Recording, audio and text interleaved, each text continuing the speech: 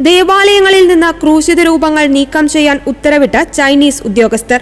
ക്രിസ്തുവിന്റെയും പരിശുദ്ധ കന്യകാമറിയത്തിന്റെയും ചിത്രങ്ങൾക്കു പകരം president Xi ജിൻപിങ്ങിന്റെ ചിത്രം ഉൾപ്പെടുത്തിയതായും റിപ്പോർട്ടിൽ പറയുന്നു.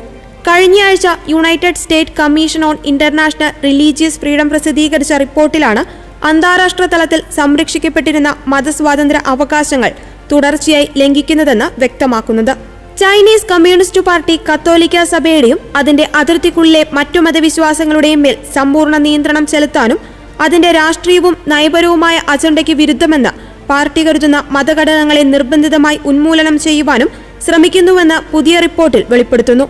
സിനിക്കൈസേഷൻ അഥവാ ചൈനീസ് സംസ്കാരവുമായി എന്തെങ്കിലും അനുരൂപമാക്കുക എന്ന നയമാണ് ഇവിടെ സ്വീകരിക്കുന്നത്.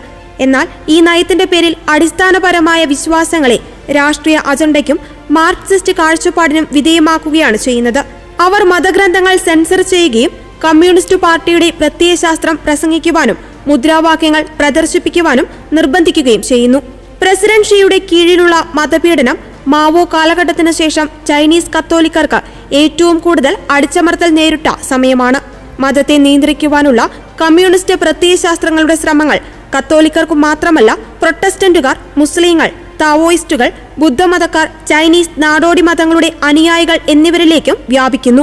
കൂടാതെ പുതിയ ഫലൂൺ ഗോങ് മതപ്രസ്ഥാനത്തെ ചൈനീസ് ഉദ്യോഗസ്ഥർ അടിച്ചമർത്തുകയാണ്.